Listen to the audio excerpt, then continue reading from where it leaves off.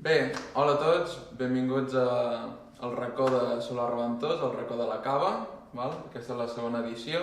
Hem pensat que avui estaria bé parlar del tiratge, que el vam fer fa ara 3 mesos ja.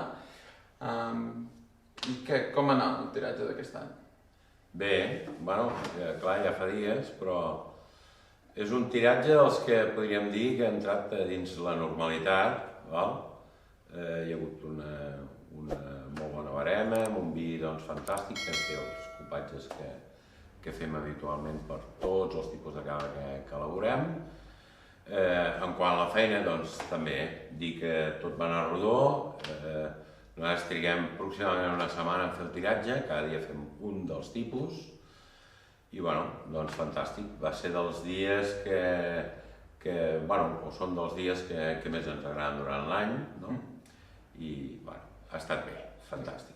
Un punt diferent d'aquest any és que hem passat a embotellar vi ecològic, no? Sí, el conservo del cava, s'està posant les piles, suposo que tot això ja ho anirem sentint una mica, i aquest any, no la collita del 2020, sinó per la collita del 2021, obliga tots els caves que es diran caves de guarda superior, que són els tipus de cava que fem nosaltres, que siguin sí o sí collita ecològica 100%, amb vinyes de més de 10 anys d'envelliment i amb un rendiment de barema molt baix. Tot això, evidentment, per millorar en quant a qualitat. Nosaltres simplement el que hem fet és fer el que ja hem fet sempre, ho portem sempre fent durant molts anys, que és seguir fent caves de guarda superior, que són reserves i grans reserves, i certificats. Hem certificat el que és la collita i el tiratge i tota la producció amb CCPA, que és l'organisme que controla que tots els processos de producció siguin realment els que han de ser per poder fer aquest tipus de cava de guarda superior. I nosaltres hem adelantat un any, en lloc de fer-ho aquest any 2021, ja ho hem fet amb la collita del 2020. Per tant, ens hem accelerat. De fet, el Guifré i jo som així, som inquiets i ens agrada fer les coses molt bé, i aquest any ja ho hem fet. I per tant, no fa ni 15 dies ens van certificar el celler, correcte, amb el certificat de la CCPAE, i contents i encantats que això vagi endavant. No ens agraden les sorpreses, llavors volíem veure per on anava tot això. Sí, ha sigut un aprenentatge, no? Plegat. Tornant al tiratge, pels que no heu vingut a fer la visita o poder no ens heu escoltat molt, el tiratge és, primer es fa una primera fermentació del most per fer vi, i la segona fermentació seria el tiratge. El llevat es menja el sucre i fem la bombolla i una miqueta d'alcohol. Això seria la bombolla del cava, el mateix procés d'elaboració que el xampany, la Franciacorta a Itàlia, el mètode tradicional. Seria aquest pas el que estem parlant avui. I recordes el tiratge de l'any passat? Perquè aquell sí que... El tiratge de l'any passat va ser molt dur. Mira, aquest any farà 35 anys que faig tiratges. En vaig fer un quan era jovenet i treballava amb unes altres caves, que tots, o molts de vosaltres ho sabeu, que va ser el meu primer tiratge, que el vaig fer sota el garatge, el garatge d'un tiet meu, que tenia un petit sòtano. Vaig demanar llevats al celler on treballava i vaig fer el meu primer peu de cuba i allà vam embotellar unes ampolles pel consum propi. Allò va ser una angoixa terrible perquè, com que no sabíem com sortiria, clar, vam estar uns mesos fins que això no va fermentar bé i va tirar bé, patint, a veure què passaria. Jo no recordava un tiratge tan dolent des d'aquella època, i aquest any passat, dolent en quant a angoixa personal i no saber exactament què passaria, aquest any passat va ser així. Sí, perquè vam fer l'embotellada o tiratge 2 dies que es va fer el confinament del civil, Sí, ens van tancar el dia 14 i començàvem a fer tiratge el dia 16. Nosaltres al ser indústria alimentària podíem treballar, però no ho sabíem. No ho teníem clar, però sí que parlant amb les autoritats podíem treballar, Però el divendres ens va trucar un proveïdor que no sabia si arribarien les ampolles. Exacte. Les ampolles buides de vidre.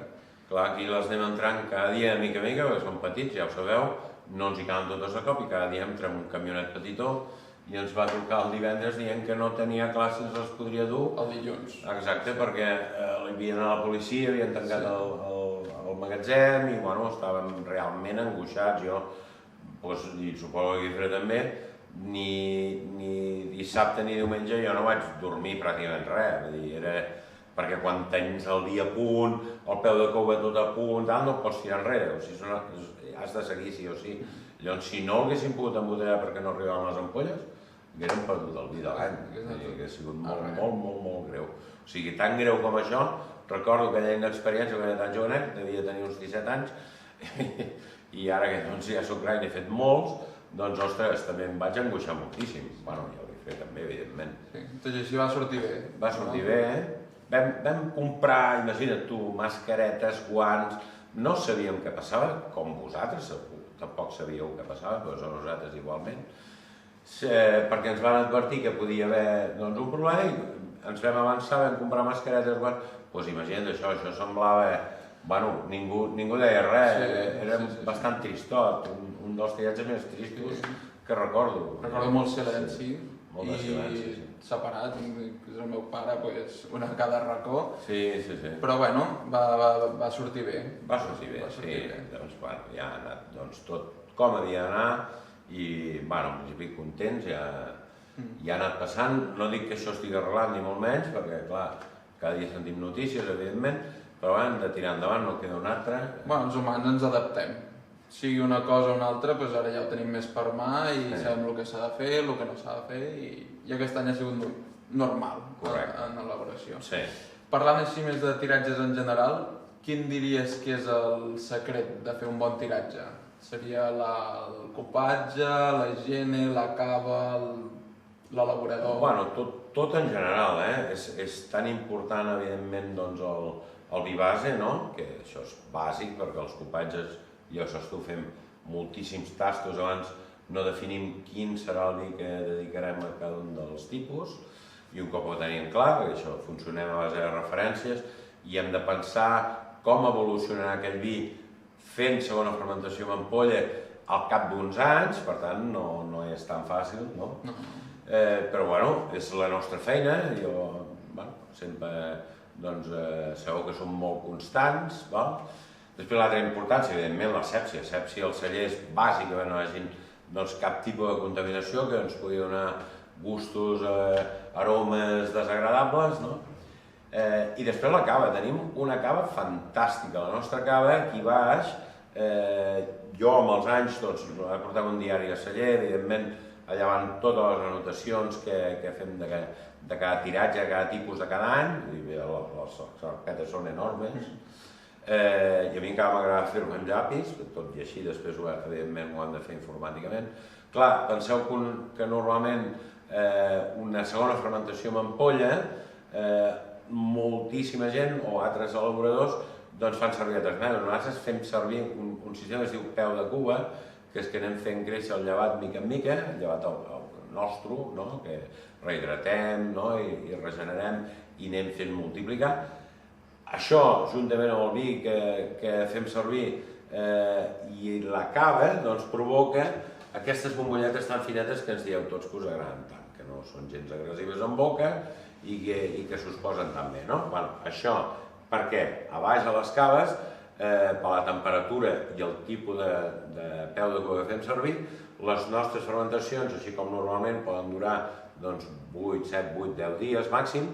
Aquí a casa duren de 2 mesos en endavant, hi ha anys que fins i tot duren 3 mesos. Doncs clar, això provoca que aquesta bombolleta sigui, tal com us deia abans, tan fineta, tan íntegra al medi, que el seu desprendiment sigui tan lent i després tan agradable en boca que no l'has de gelar al cava, sinó que te'l pots veure a una temperatura més alta i és molt agradable. És la idea de no tenir pressa, no hi ha pressa. Com anem sempre molts anys vista, si tarda uns anys a desenvolupar-se aquell copatge, doncs és el que busquem, que no hi hagi presses, no hi hagi oxidacions, que arribi molt fresc, que arribi molt viu. Bueno, demostra un botó, no?, aquest any que, no és que fem més producció ni que haguem venut més ni molt menys, simplement, doncs està en què la gent estem més a casa, consumim alguna més, nosaltres els primers, i per tant s'acaba abans, però fixeu-vos que esperem fins que el producte estigui en condicions per tornar a treure la següent collita que toca dels tipus. Vull dir, estarem ara poder un mes i mig pràcticament sense gel. Estem bevent el reserva, és l'únic cava que ens queda. És el que més bevem, la veritat. Però dels 5 caves és l'únic que queda, no? I segurament no arribarà al setembre, que és quan sortiran els 5 caves que fem. Correcte. Llavors ja estem fent algun projecte, ja us ho anirem explicant, a veure... Perquè tampoc som d'estar-nos parats, no? Sempre ens agrada buscar-nos feina. Farem cosetes, tenim una notícia xula i ja us la direm. Sí, a poquet. Això mateix. Bueno, una mica, tal com estàvem parlant, ha evolucionat moltíssim el tiratge des que vam començar aquí a casa l'any 87.